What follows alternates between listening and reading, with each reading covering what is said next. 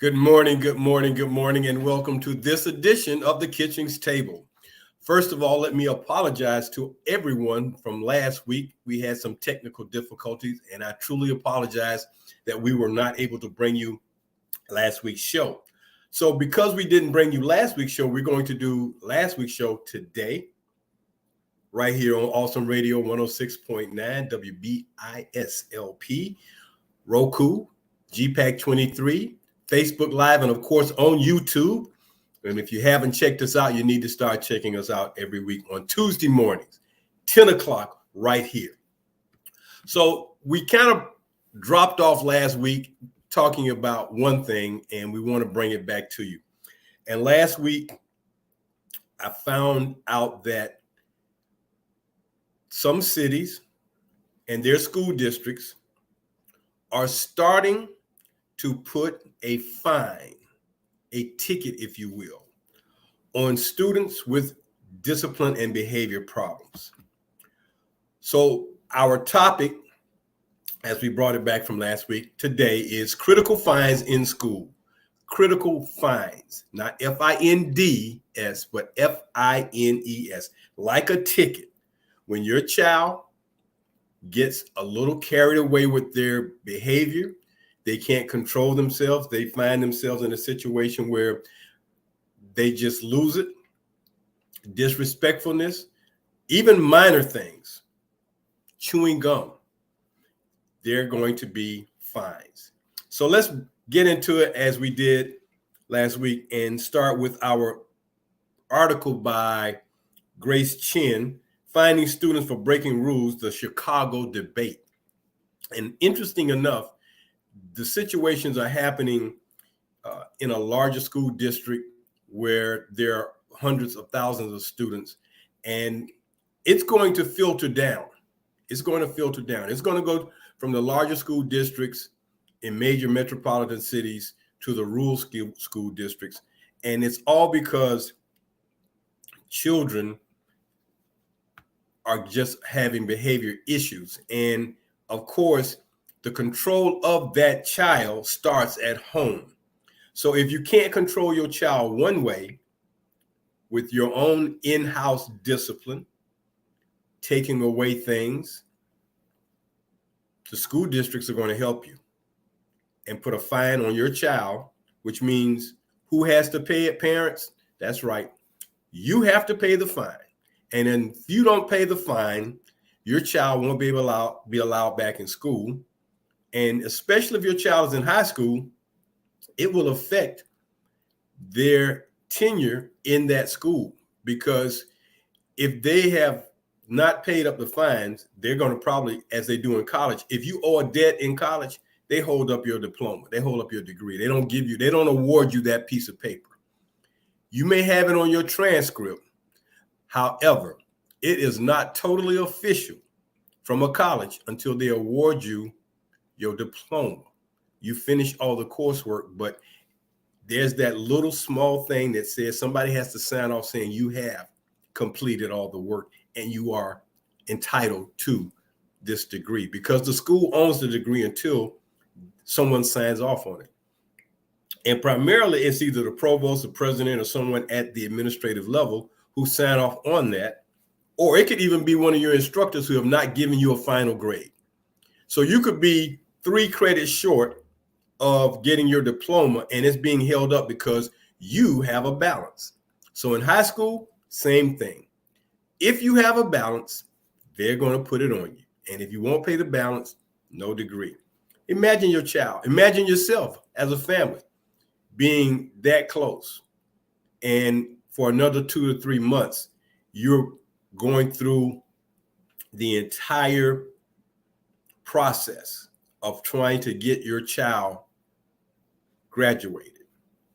And they probably will even go one step further. Oh, your child won't even be allowed to get on the stage and walk across the stage.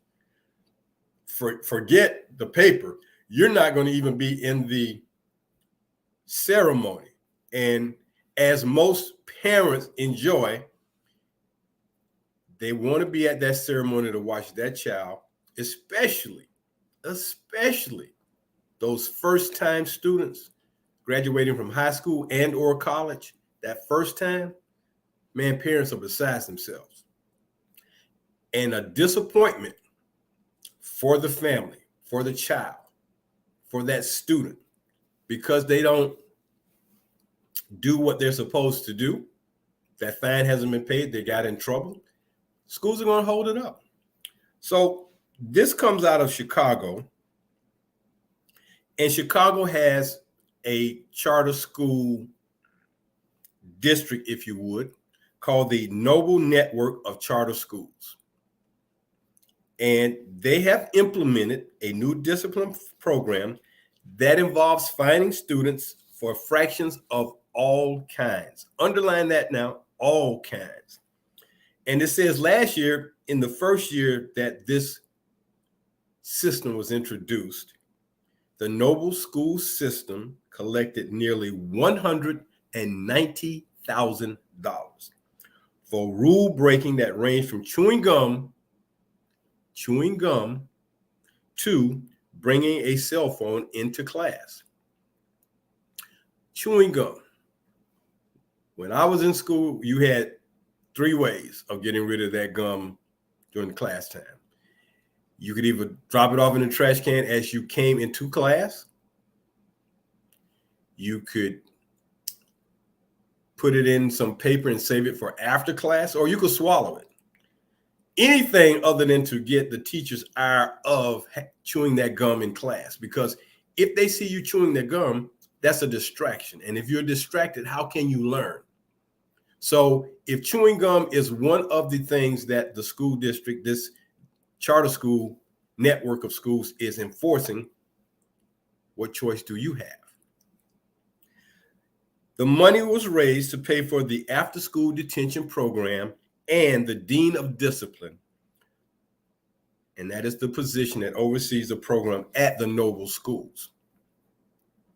Students caught with shoes untied or shirts untucked, those are also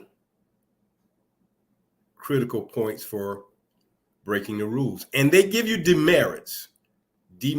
They give you demerits. And when you reach a certain total of demerits, then you get another type of enforcement put on you that will lead eventually to the fines. So they give an example here that says for an untied shoelace,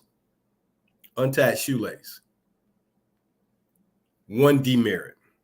Cell phones, 4 demerits. Students who receive 4 demerits in a 2-week period are fined $5. 4 demerits in 2 weeks, $5, and receive after-school detention. If a student gets a total of 12 demerits in a single school year, he or she must attend a behavior class over the summer for the tune of $140. So students who don't like it, can't afford it, they are told to find another school. If you don't like what we're doing here, because we told you this in the very outset, and you know, schools give out handbooks at the beginning of the school year, and it is the duty of that parent and or that parent and student to sit down and go through the handbook so you'll know what all the rules, regulation, policies are as it relates to your particular school. So if you don't follow the rules, if you don't do what is necessary in order to make things easier for you as a student, you're going to be fined. You're going to get those demerits. And the mayor, Rahm Emanuel, has hailed the Noble Network Charter Schools as a model for the rest of the city's education system. So understand this, school districts, parents, students, they are looking at ways for the discipline to calm down, tone it down. It says those involved in the network assert that their system of focusing on small infraction tends to keep larger problems from happening. Stop it now when it's small. Take care of it now while it's small before it gets out of hand, because once it gets out of hand, it goes to all kinds of other procedures and policies. And the thing about these Noble School charter schools in Chicago is they pride themselves on academic excellence. And it states that their ACT scores on an average are at 20.3 points. High, very high. 90% of the students go on to enroll in college. And that's what the goal is. We're wanting to get you to the next level of academic excellence. So, and we have agreed on this one point for many, many, many years. Everybody's not college material. I agree with that. Everyone is not college material, but everyone is capable, underline the word capable, of learning more.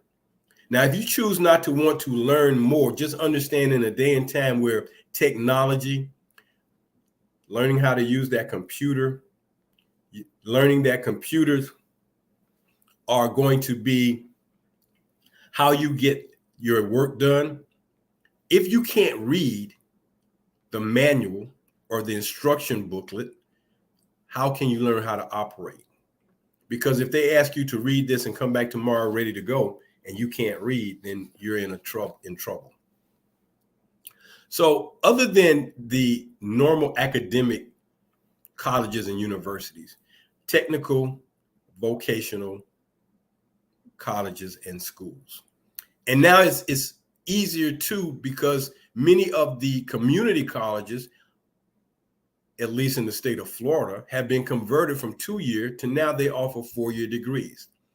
And students who enroll in a community college can find themselves already a year ahead of schedule by taking college courses during their senior year of high school.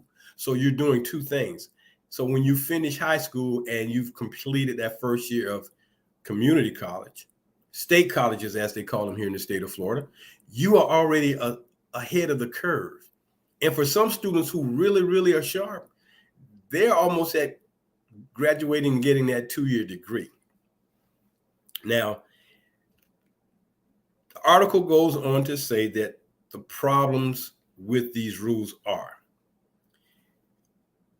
and this is where this is going to be a very interesting problem, if you will, because it is suggested that the Noble schools who have a enrollment of diversity, these type of rules seem to be applied more to the students of color than not. It definitely, from an economic standpoint, whether it's in the public schools or charter schools, when the students of color are targeted more frequently and more often and given more severe demerits or given more severe fines for doing things more repetitiously or minimally at times, it affects that household. And when that household gets affected, it is a domino effect. So if a child comes from a low-income family and they get in trouble and that fine comes, there has to be a decision made by the parent. Do I pay for them to get on the public transportation, the city bus, to get to school, or do I pay for this fine? Do I pay for getting food to pay for that lunch or for dinner, or do I pay that fine? See, students who come from homes where there is not an economic challenge, these fines, as they will now be becoming part of the landscape of our school system, it won't be a problem. But again, it goes back to the students who are from these incomes or households where incomes are a challenge. And again, the school to pipeline to prison is a reality that we've already established that in our society already. Now you're finding a different way to make that same situation happen. Because if a student has these demerits and has these fines and has this record that shows that they have been a disciplinary problem, they are already targeted, so that as soon as they get in trouble, they are being put in a category to start looking at them, possibly finding them even more or putting them in a situation that causes them to low self-esteem. The problem with discipline gets worse, depression, all kinds of anxiety, all these things happen. And now that child is in a very different state of mind. And when there's no peace at home, when a child can't eat, sleep, and have the things they need to do in order to accomplish their daily tasks at school, it creates a problem. Other things happen. So when this new pipeline, because this is, I guess you could call it 1.0, now it's 2.0, from the pipeline from the school to the prison. Now we have another way of making that system facilitate putting those children of color in this pipeline. Now, Julie Wasterhoff, an executive director of the advocacy group Parents United for Responsible Education, told Boston.com that finding someone for having their shoelaces untied or an unbuttoned button goes to harassment, not discipline. Harassment, not discipline. These are the things that some people are finding as highly inappropriate. Matthew Mayer, professor of Graduate School of Education at Rutgers University in New Jersey, said that students being fined for such infractions, these were highly inappropriate since it didn't focus on academic performance and put an undue strain on low-income families. But that is the whole thing. We want to find a way to, and as much as we want to not use the word segregation, we are looking at finding a way to segregate our students in schools from a standpoint of finding them for disciplinary actions. You find a child for chewing gum, unbuttoned shirt, untied shoelace. How minimal is that? Oh, hey, Earl, your shoelace is untied. You mind tying it up? As opposed to you giving me a demerit? Where is the humanity in minor things? But you want to do that to create this track record so that it can build to a point where, so now you find this child too many times for their shoes being untied, their shirt being unbuttoned, their shirt tail being out. You know, you're not doing what you're supposed to do. You're late getting into class. These types of things have been going on for many years. And as an adult, as a responsible teacher, as a responsible mentor, why not just have a conversation with that child, find out what's going on, and let them know that, you know, you need to be more conscious of this and help that child to avoid the fines.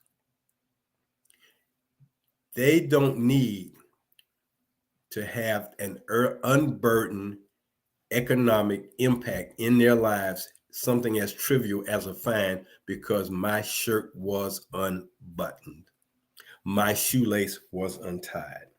Mayer also describes this as being kind of medieval. We're in the 21st century with all this technology, and now we're talking about finding kids because of these types of things. He calls it a financial torture.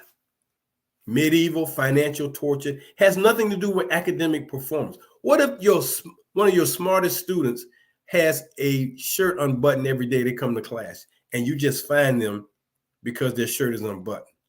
What is that going to do? One parent slated that, you know, my child is not a bad kid, so his shoes or her shoes are untied. and they got to pay the ultimate penalty. The Chicago Tribune reports that academic research has confirmed that extreme discipline measures like this typical result in low academic achievement, high school dropout rates, and alienation between students and teachers. Don't we have enough issues already in schools that we don't need something like this to just exacerbate the whole situation? While the noble network of charter schools system may be working fine for them, it may be a good model, a good template. It is not the best template. There are better ways to deal with this. And such measures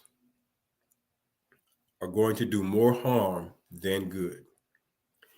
And as it states, as with everything we do, time will tell.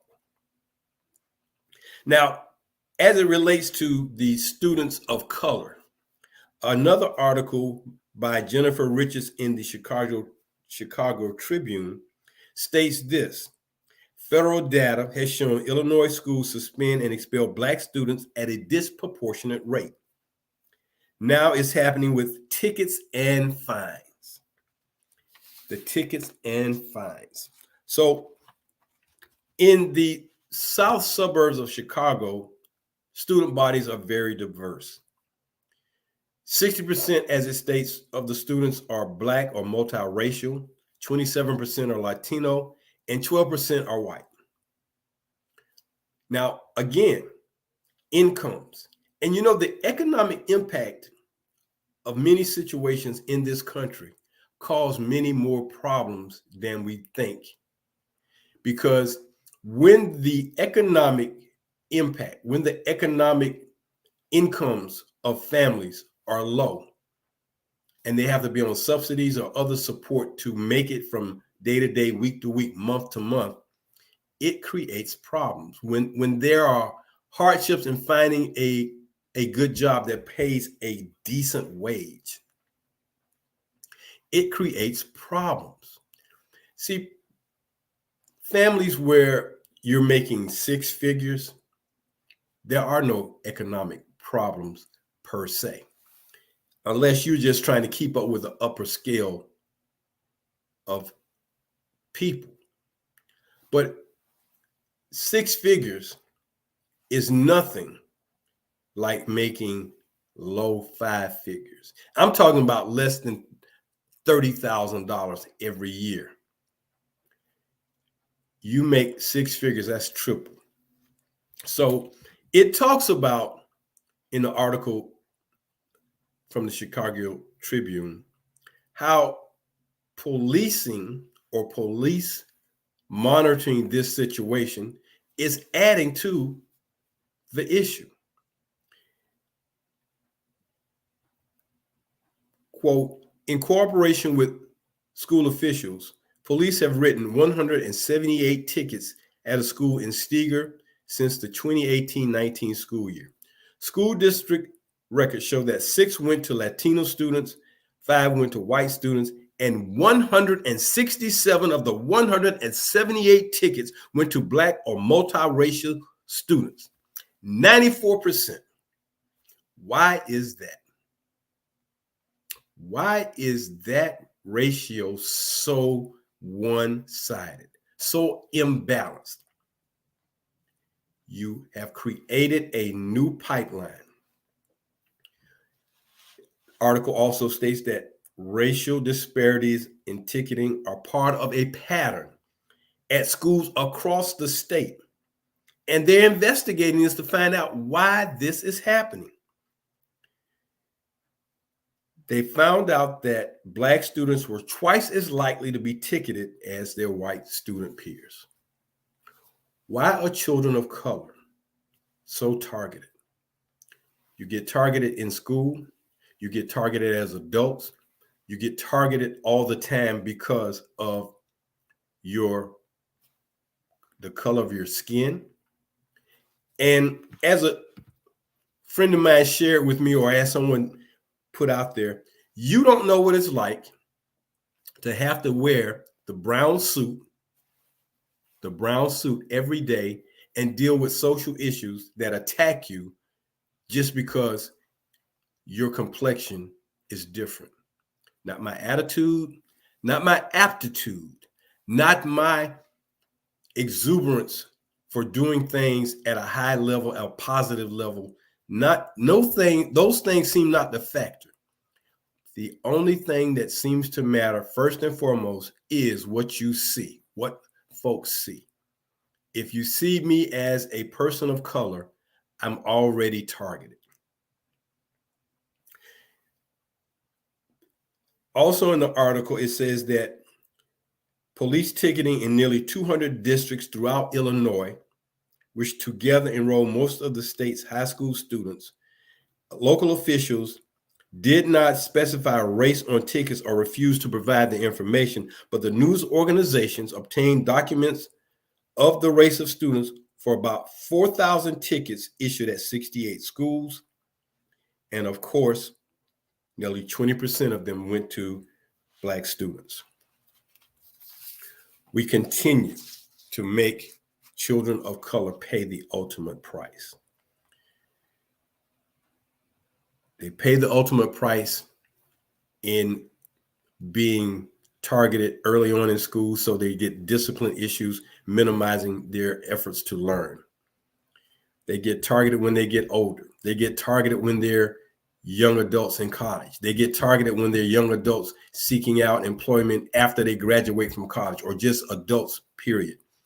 The target moves with them wherever they go. It is always some reason, for whatever the cause, to identify students of color as culprits. Why does this continue to be a factor? It is harming the students, as House Speaker Emanuel Welch stated.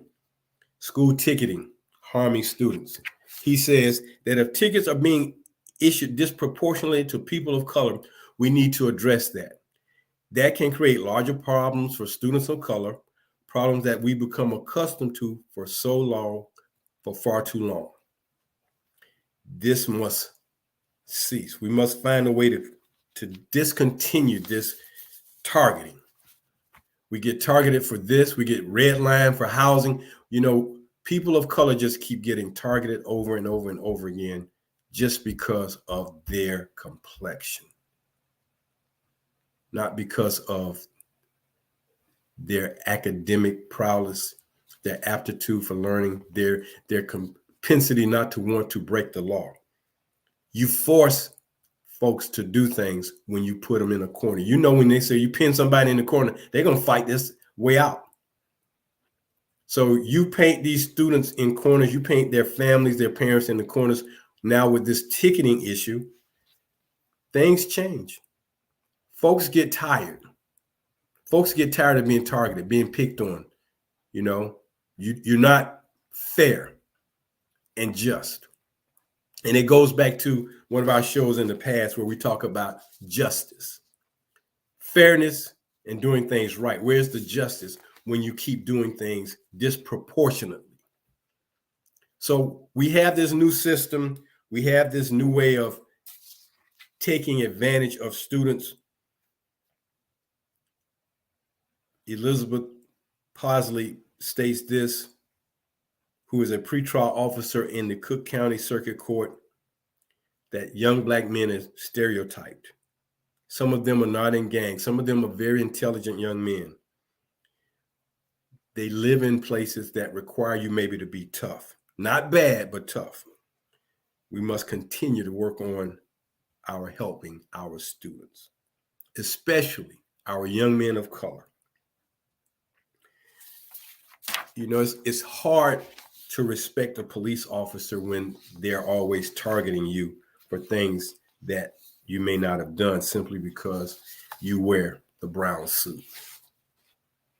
Now, taking this one step further, in a community in Washington, the state of Washington, called Woodinville High, you know that the people who live in these communities are probably more Caucasian than not, but they're being targeted too. So in the urban areas, it's one way, but in the rural areas, it's similar. And when they talk about putting up guidelines for students in this school district, in this community, it was interesting to read some of the points they made about fines and outstanding fees for students and their parents in the Woodinville High area. And they can go online and find out what their student has done to see what the fines are. And it states, one of the points, that students with outstanding fines and fees are not meeting on-track graduation requirements at Woodinville High. Students are notified by teachers and coaches when items are being added to the fine list. Students are welcome and encouraged to return books, athletic jerseys, equipment in lieu of paying fines. Now, this may be all well and good in that community. Why can't it just be across the board in all communities? If a child is having some problems, encourage and welcome them to do the right thing. Textbooks not turned in. They're finding ways to avoid students being fined. Students who believe a fine is listed in error must contact their teacher or coach so that the item can be cleared on that list. And teachers and coaches notify the ASB bookkeeper in the cashier's office via email or in writing to remove the fine. So a teacher or coach can make an adjustment. They can remove the fine if they find that, well, I'm not going to put that fine on them. I know their family is having some hardships. Let that be a standard across the board if you understand what's going on in the situation. All fines or fees must be paid or cleared for students to participate in related activities, including fines must be cleared up or paid if a student wants to participate in sports clubs such as the FBLA, I'm not sure what that means, the DECA, National Honor Society, club conventions and competition, dances, and to go on school field trips. Additionally, non-payment may result in submission to collections and withholding one or more of the following: a yearbook, commencement cap and gown, optional graduation supplies such as announcements, diplomas, denial of parking permits, exclusion for participation in commencement ceremony. See, all these things create anxiety for a child and their families, and they can easily be monitored and rectified and discussed and found solutions. Just like we find solutions to pay bills, we can find solutions to minimize the anxiety that comes from some of the things here. But the schools, the teachers, the districts, they must work together to understand that we need to make a way to minimize such hardships. However, if you don't choose to do that, especially in the urban school districts, if you don't choose to do that for children of color, families of color, if you're going to make them the example, then we're going to have more problems. We're not going to break that cycle of school pipeline to prison. It is cheaper to educate a child and discipline a child than it is to take care of that person in prison. I'll say that again. Statistics have shown over time it is cheaper to educate and discipline that child than it is to pay for them to be in prison, incarceration. However, if you can make more money off the incarceration system, then why worry about minimizing it on the front end if you make more money on the back end? And if you control a population, a culture, a people, if you can control them and minimize their effect on society by finding ways to put them in situations. There are a lot of smart individuals incarcerated, a lot of intelligent individuals incarcerated. Now, simple problems, simple crimes, especially crimes that deal with drugs, and this has always been a pet peeve of mine. You can find ways to deal with the drugs on the streets, but the drugs on the streets have to come from a larger pool. And the people on the street don't have the airplanes, the ships, and the wherewithal, the money to bring in large quantities of drugs from countries that produce drugs. They're at the bottom of that food chain. So if you're not trying to minimize it at the top, you keep it at the bottom so you can have a vicious recycle of things. So until we put some things in perspective and check, the cycle continues. But now you found a new way. So you're finding students in school for disciplinary problems. And some children are, as we deal with situations, have some mental incapacities. And when we're talking about that, it's interesting that if a person of color commits a crime, the first thing that comes to mind to deal with them is not there must be something mentally wrong with them. They are a bad person. But on the other side of that, if a person of non-color commits the identical crime, there's a lot more leeway given, and they must be having some mental issue. Is mental issue, does one group have a monopoly on being the only ones who can have mental problems? Is that the way this works? So we continue this crazy problem with school fines. So I bring you this point about a lady in Manitowoc, Wisconsin, who talks about the fact that her son had a $439 fine for missing too many days of remote school during the pandemic. He missed too many days of remote school during the pandemic. This Wisconsin mother protested, said these absences were the result of faulty school technology.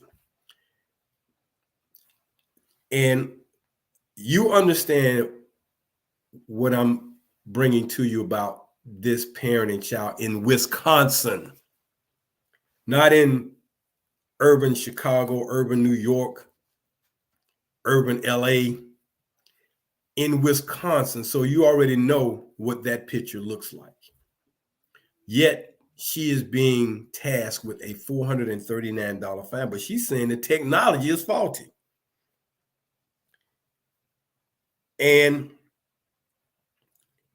her son racked up 28 absences, marked as unexcused, and although he tested positive for COVID-19.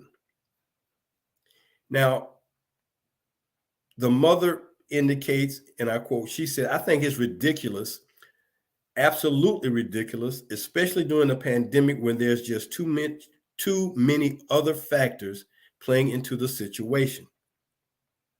Students who've been at home attempting to learn have struggled. Again, the data shows that students who are not engaged physically in a school environment and atmosphere have struggled to learn remotely at home." So they have fined him and her $439, and that must be paid. Otherwise, as I just read, yearbook, other school graduation amenities, cap and gown, commencement ceremony, you're not going to participate. So truancy citations have spiked there,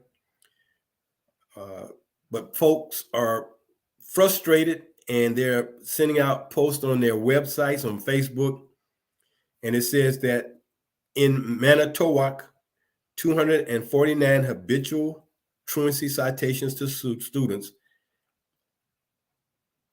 have accumulated, where they have at least 5 unexcused absences during the 2018-2019 school year. And it says that if a student is fined, they will earn a $10 an hour rate to help offset that fine. So what is that school district and that county going to do to overcome that particular situation in Wisconsin? Families are getting frustrated and they're getting tired of this. But they took it a step further. They also threatened to suspend the driver's license if they fail to pay the $439. So that hangs over you too. So you got fines, tickets, all of this over something that could be a little bit better managed. So real quick, in our pantry section, and we would like to thank you all for joining us here on Awesome Radio, 106.9 WBISLP, YouTube and Facebook Live or our other platforms. We thank you for joining us here on the Kitchings Table. I'm your host, Earl Kitchings, and every Tuesday, you should tune in, and if not, check us out on YouTube to see what we did discuss that could have some impact on your life or something you could share with someone in your family or some friends about something that you heard us bring to you here on the Kitchings Table every Tuesday morning. So in our pantry section, as we get ready to wind down today's show, all schools, elementary, middle, high school, and college, have what they call the school handbook. And it is a book full of policies and discipline actions that will occur if you break the rules or break policies or break standards. And these books have been prepared to help your child and the parent, to help a college student know where the lines are. You need to know what is and what is not tolerated at a school and by the school administration. And in looking at this, these books are issued day one at orientation. Now, if you choose not to read the book and just throw it in the book bag or slide it over on the desk or put it in a drawer and don't worry about it, as they say in court, ignorance of the law is no excuse, especially if you were given the book. If you were given these books. And I guarantee you that the importance of these books makes a big difference in what will happen for your child and you. So when you get these books and it talks about student discipline, I outlined some things that are in the table of contents that you need to know right away.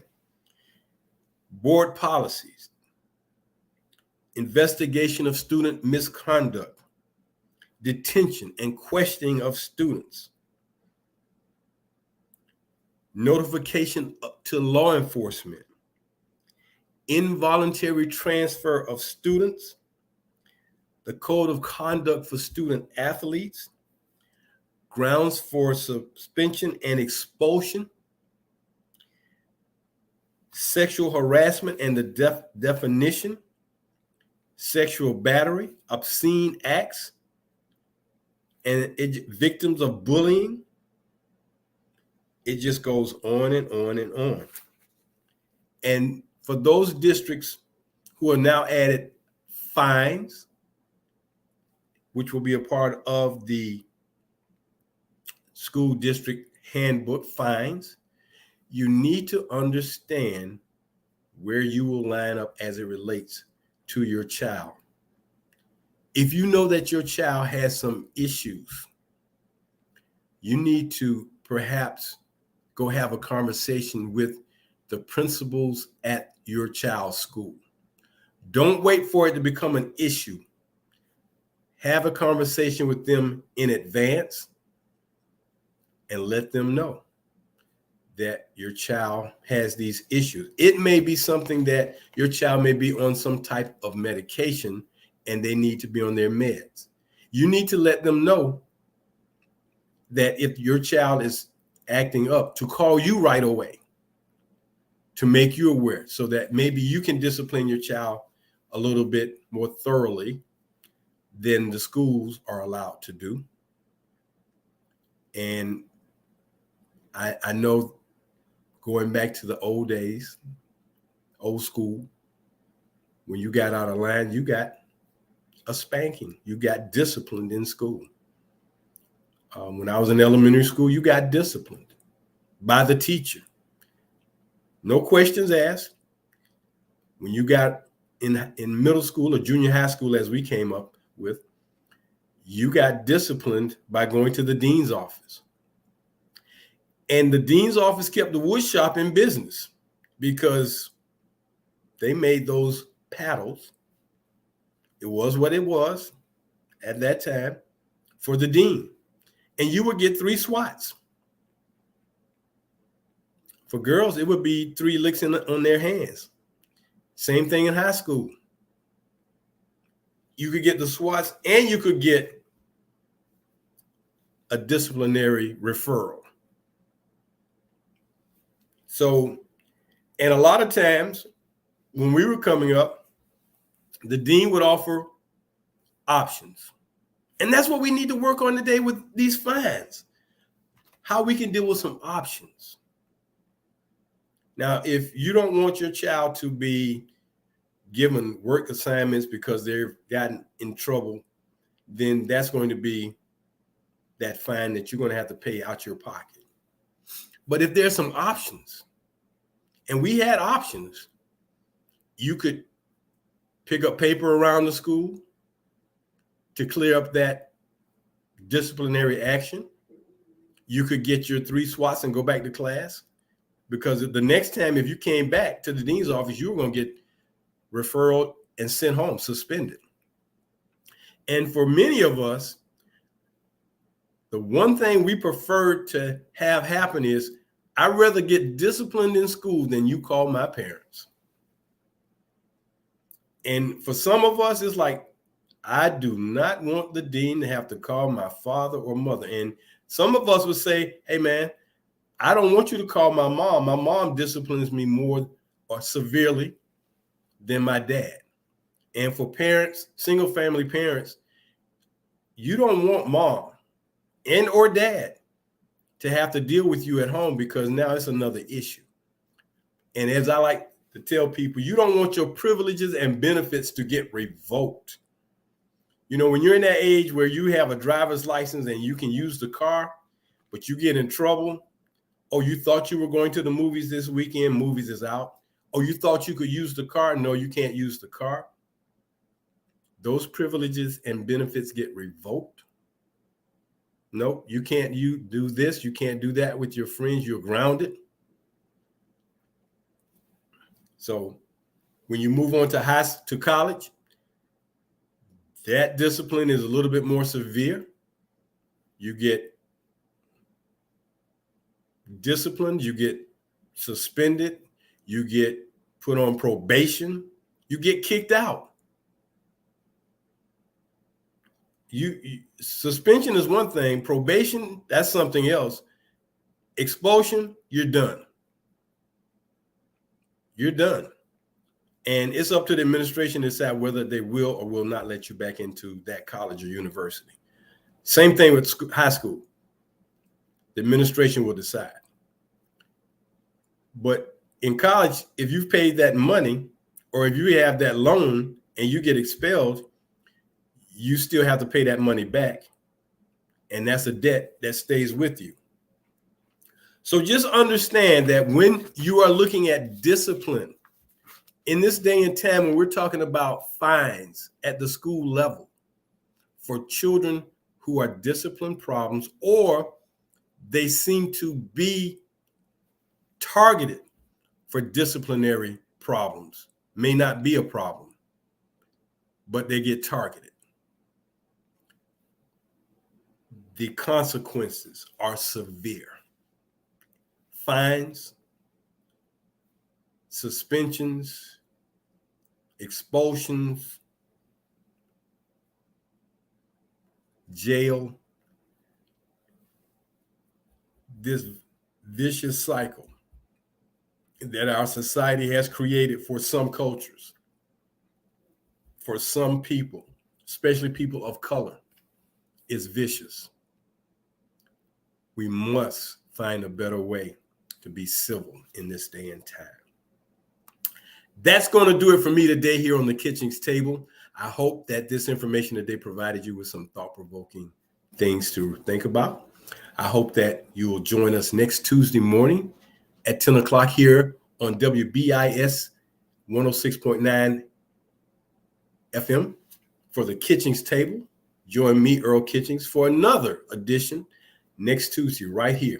Until next week, I hope you have a great week. Stay positive, stay safe, and do something for someone else so that you can feel better. Earn a blessing this week. Until then, we're going to say bye-bye. Take care. Talk to you next week.